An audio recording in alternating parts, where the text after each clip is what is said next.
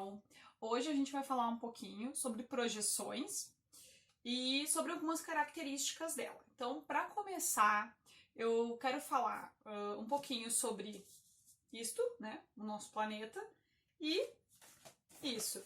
Quando a gente fala de projeções, geralmente o que se diz? Ah, que isso é a mesma coisa que isto. Então, se isso é a mesma coisa que isso, quando eu pegar essa folha de papel e cobrir o globo, vai dar a mesma coisa, certo? Então, normalmente, o que eu vou fazer? Vou cobrir essa folha de papel, vou cobrir o meu globo, tá? Mesma medida. Aí, eu vou precisar fazer o quê? Dobrar. Vou precisar amassar, porque se eu não amassar, não vai cobrir direitinho, tá? Aí, quando uma pessoa dobra aqui um pouquinho, eu digo, tá, mas então tu tá me dizendo que esse pedacinho aqui, na hora de fazer o mapa, o pessoal tá inventando? Né? Porque não é um equivalente? Claro que isso aqui foi pensado e foi feito de um jeito. E esse globinho, que vocês talvez já conheçam, ele foi pensado para ser feito desse jeito. Ok, mas aí vocês estão me dizendo que esses pedaços que estão faltando aqui, que eu precisei cortar para caber no meu globo, foi inventado? Quer dizer que os mapas que a gente enxerga por aí, nenhum deles é de verdade? É esse um dos segredos das projeções. Segura aí que eu vou explicar no PowerPoint. Então, continuando aqui, vamos falar um pouquinho, continuar sobre as projeções.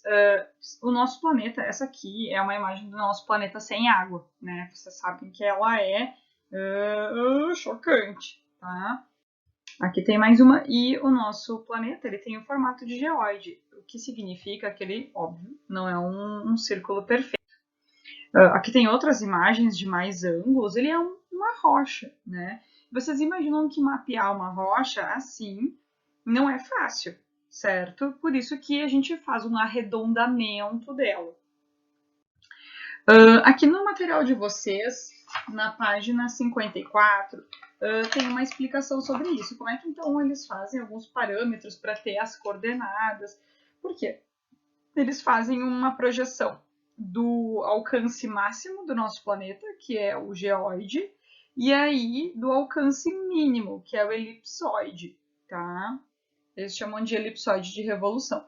Para eles terem uma noção aproximada, matematicamente falando, para que fique organizado essas projeções, senão cada um vai ter uma projeção de um jeito. Apesar de que vocês veem que não adianta nada, porque tá cheio de terraplanista por aí. Mas em todo caso, olha só, o geóide é o alcance máximo, como vocês podem ver. Deixa eu até fazer um risquinho aqui para vocês acompanharem comigo. Como vocês podem ver aqui, né, é o alcance máximo, e o elipsoide é o alcance mínimo calculado, tá? Esses nomes é só para vocês entenderem mesmo como funciona, geralmente não cai no vestibular ou algo assim, mas é interessante de saber, tá? Então, continuando ali no material de vocês, nós temos as 3 projeções clássicas. O que são essas projeções? É aquilo que eu fiz antes com o globinho, né? É tu botar uma folha e para tentar tirar um mapeamento de algum local específico. Existem 3 tipos básicos, que são esses aí que vocês têm.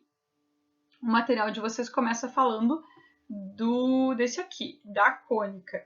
A cônica, em geral, é quando tu vai olhar um ponto, geralmente mais ao norte ou mais ao sul de algum mapa. Então, se eu fosse colocar o meu papel aqui, tá, no globo, seria a parte que menos ficaria amassada. No caso da projeção cônica, né, botando aqui no polo norte, ficaria menos amassado nessa parte aqui.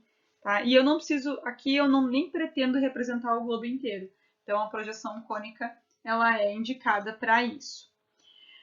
Depois, no material de vocês, vai falar um pouquinho sobre a projeção cilíndrica. A projeção cilíndrica, ela é a mais clássica que a gente conhece, que foi a que eu mostrei antes. Portanto, aqui fica legal, né? E aqui, nessa área aqui, fica mais distorcido, o polo norte e o polo sul. A gente já vai analisar essas distorções, tá? E também a gente tem a projeção plana, que é como se eu pegasse o planeta e pá, desce um soco nele. Então, eu quero analisar uma parte aqui.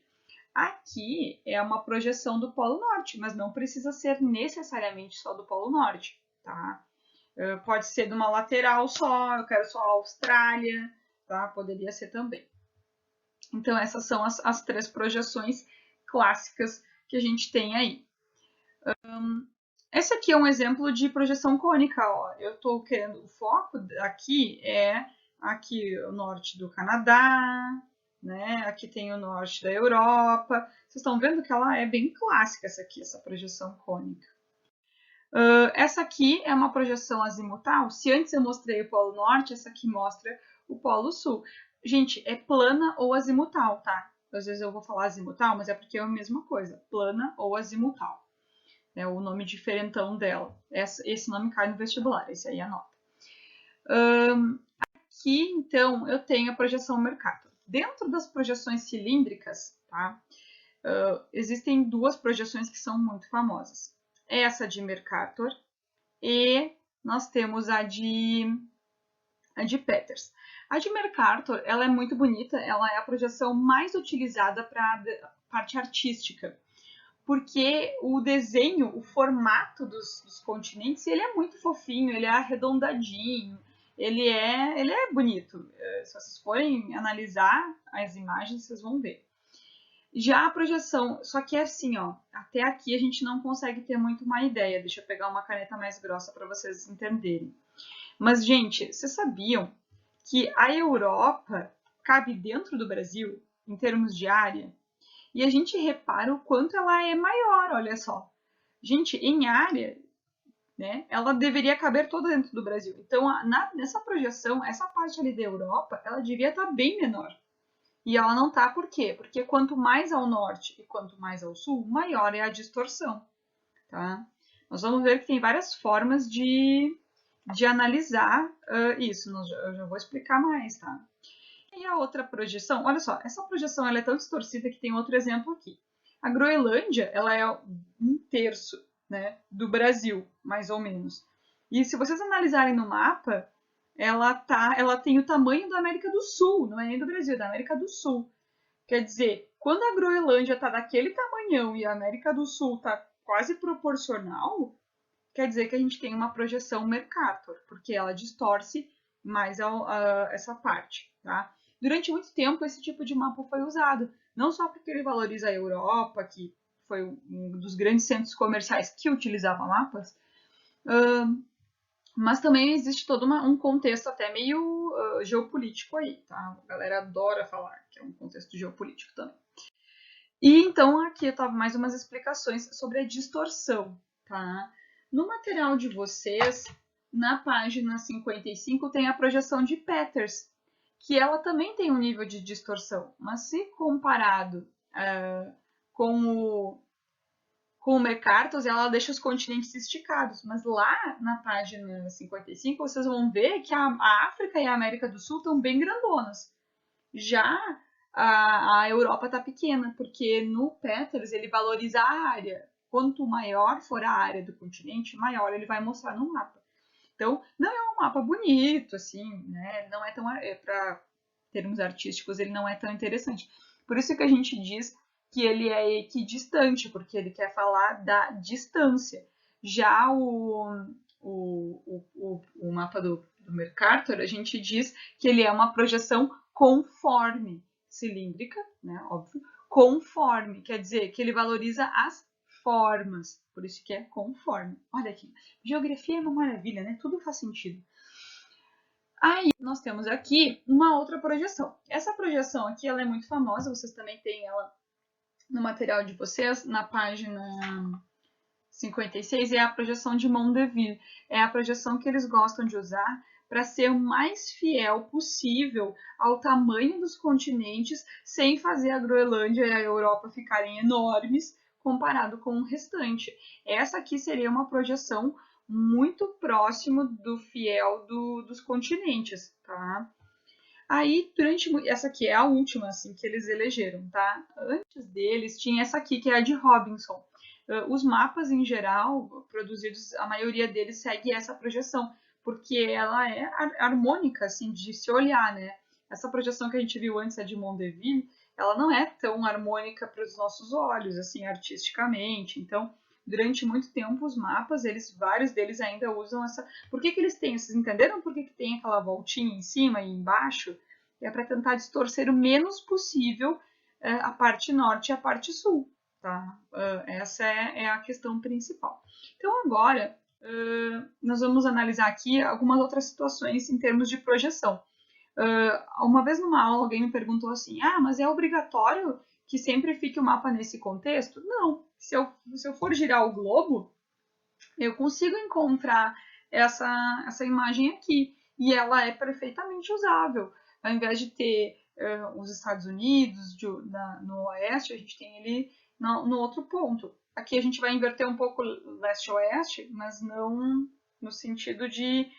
Se tu tá de avião e tu quer sair do Brasil e quer ir para a Rússia e tu tem combustível para ir reto, tua projeção continua sendo que tu vai ir no sentido do Brasil em direção a oeste, tá? Só que quando tu cruzar essa linha internacional da mudança de data, é que tu vai ter que ficar atento, tá?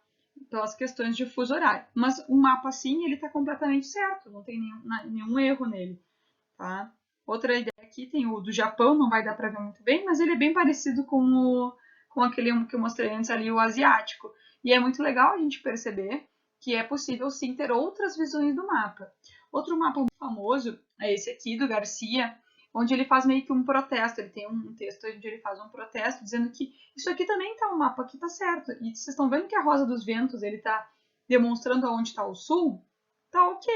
O leste e o oeste continuam em o mesmo lugar. Ó, se o sul tá lá, o norte tá cá, leste, oeste. Então, vai fechar. A partir dali, eu poderia desenhar uma Rosa dos Ventos. E está ok fazer o mapa assim, tá? Correto, tá? O importante é eu dar a direção da Rosa dos Ventos.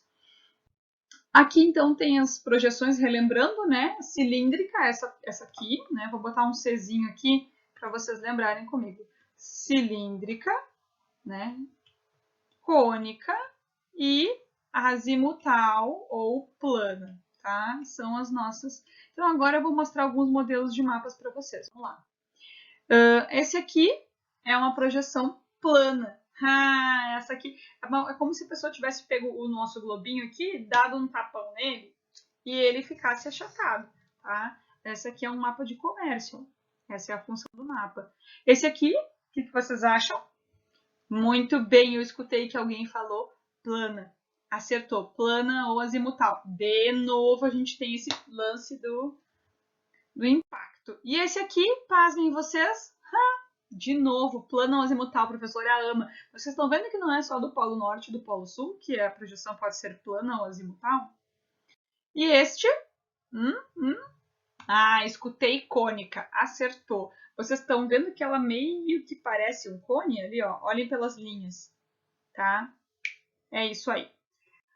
Bom, galera, hoje vocês vão fazer as atividades da página 56 e 57, esse assunto é fichinha, né? Vocês vão enviar uma foto para a professora só da página 56, as outras vocês podem ir fazendo durante a semana. Certo, gente? Beijos no coração, se cuidem!